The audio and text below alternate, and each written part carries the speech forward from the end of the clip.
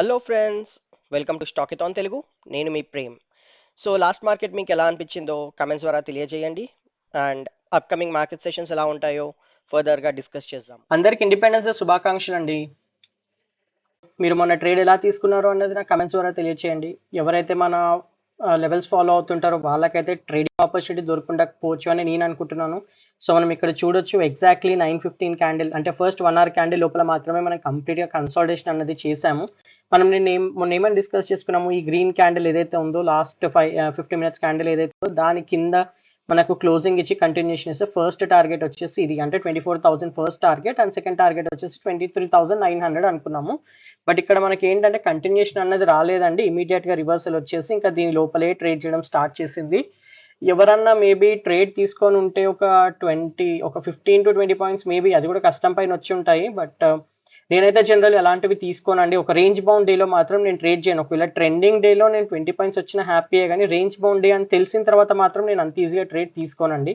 ఎందుకంటే లెట్సే నాకు ఈ రోజు ఒక 15 పాయింట్స్ వచ్చాయి అనుకోండి, నేను ఒక మళ్ళీ ఒకసారి ఇలాంటి సెటప్ వస్తే నేను ఏమనుకుంటాను, లాస్ట్ టైం నాకు 15 పాయింట్స్ వచ్చాయి కదా, ఈసారి కూడా వస్తుందేమో అని చెప్పేసి హ్యూజ్ క్యాపిటల్ డిప్లాయ్ చేసే ఛాన్స్ ఉంటుంది. అంటే సైకాలజికల్ ఇష్యూస్ వస్తాయి అనమాట.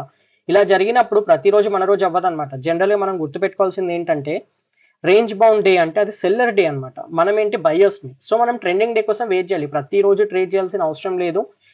బయర్స్ కి రిటర్న్ అనేది చాలా హై ఉంటుంది రిస్క్ తో పాటు. కాబట్టి మనము వీక్లీ ఒక 2 ట్రేడ్స్ తీసుకున్నా పర్లేదు, బట్ సక్సెస్ఫుల్ ట్రేడ్స్ వచ్చేలాగా చూసుకోవాలన్నమాట. సో ఆ రోజు ఏ రోజు అయితే నేను తీసుకొని అప్పుడు కంప్లీట్ గా క్యాపిటల్ లాస్ అయ్యాను అనుకోండి, మొత్తం అన్ని పోతాయి అనమాట. సో అందుకోసమని నేను జనరల్ ఇలాంటి అలవాటు అన్నది నేను పెట్టుకోను.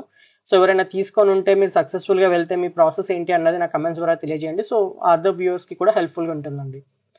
సో రేపటి ప్లాన్ ఎలా ఉంటుంది అంటే, ఇది మొత్తం మనకు ఒక జోన్ లాగా ఫామ్ అయింది ఫ్రెండ్స్. సో నిన్నటి డే ఏదైతే ఉందో అది మొత్తం మనం ఒక జోన్ అనుకోవచ్చు, oh very big zone. So simple గా చెప్పాలంటే దీని లోపల కనుక ఓపెన్ అవుతే మనకి ఏదో ఒక సైడ్ బ్రేక్అవుట్ ఇవ్వాలి. బ్రేక్అవుట్ ఇవ్వకపోతే మాత్రం సేమ్ కన్సాలిడేషన్ అనేది రిపీట్ అవుతుంది.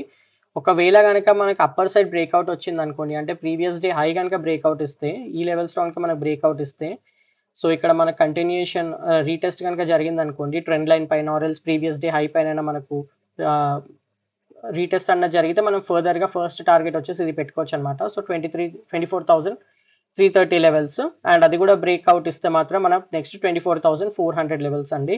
సో జనరలీ మనం గుర్తుపెట్టుకోవాల్సింది ఏంటంటే ఇవి ఒక స్ట్రాంగ్ జోన్ అనమాట. సో ఇక్కడ మాత్రము ఎక్కువ క్యాపిటల్ ఎక్కువ క్వాంటిటీస్ ఉంటే ఫస్ట్ ఇక్కడే నేను స్క్వేర్ ఆఫ్ చేసేద్దాం అనుకుంటున్నాను.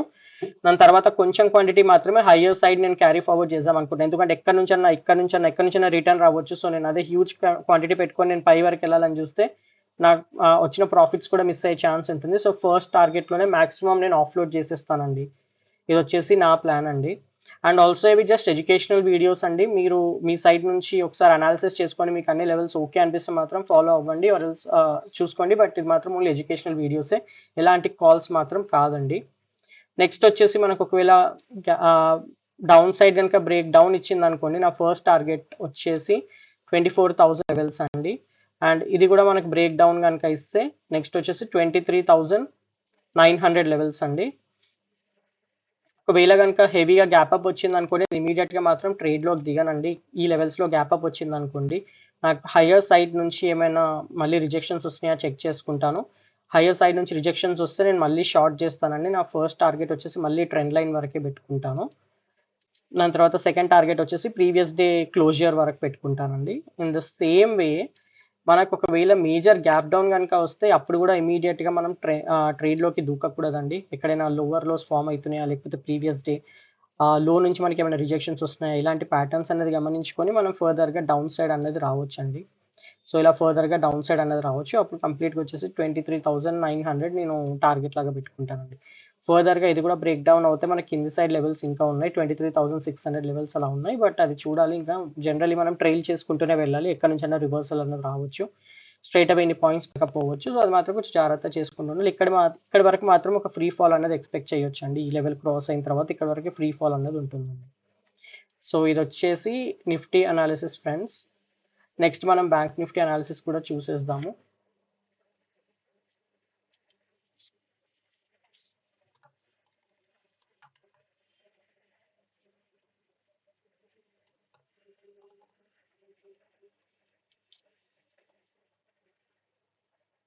సో ఫ్రెండ్స్, బ్యాంక్ నిఫ్టీ కూడా సేమ్ సిమిలర్ ప్రొసీజర్లో వెళ్ళిందండి. లైక్ ఫస్ట్ 1 hour క్యాండిల్ వచ్చేసి మనకు ఫామ్ అయింది. దాని తర్వాత ఎగ్జాక్ట్లీ మీరు ఫిబొనాచి లెవెల్స్ నాది కనుక ఫాలో అవుతుంటే మీకు క్లియర్ ఐడియా వస్తుంది. Fibonacci levels top to bottom draw చేస్తే ఎగ్జాక్ట్గా 50% ఏదైతే ఉంటుందో 50% కింద మాత్రమే మనకు మొత్తం ట్రేడ్ అన్నది అయింది complete day.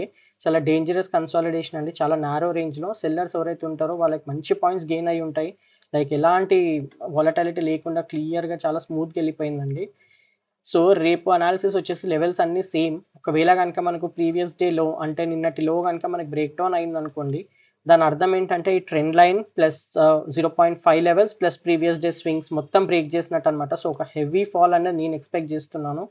Almost first target వచ్చేసి 49,500 ఉంటుంది అండ్ సెకండ్ టార్గెట్ వచ్చేసి ఇమీడియట్గా ఇంకా మనకు 49,800 లెవెల్స్ నేను ఎక్స్పెక్ట్ చేస్తున్నానండి.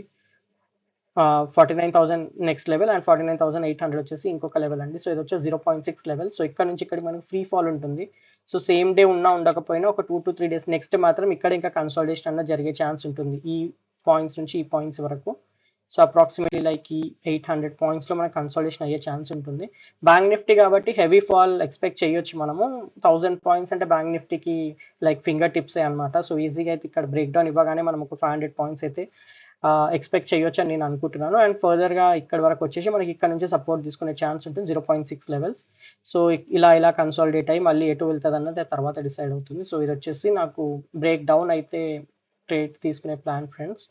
అండ్ ఒకవేళ కనుక మనకు ప్రీవియస్ డే హై కనుక బ్రేక్అవుట్ ఇచ్చింది అనుకోండి, నాకు ఏమైనా మళ్ళీ ఫర్దర్గా రీటెస్టింగ్ ఆపర్చునిటీస్ దొరికి డే హై కనుక క్లియర్ చేసింది అనుకోండి, నా ఇమీడియట్ నెక్స్ట్ టార్గెట్ వచ్చేసి 50,000 లెవెల్స్ అండి. 50,500 లెవెల్స్ ఉంటాయి.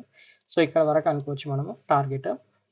అండ్ ఒకవేళ heavy gap up almost like ఈ లెవెల్స్ నుంచి గ్యాప్ అప్ కనుక ఓపెన్ అవుతే నేను ఇమీడియట్గా ట్రేడ్లోకి దిగాను ఫ్రెండ్స్.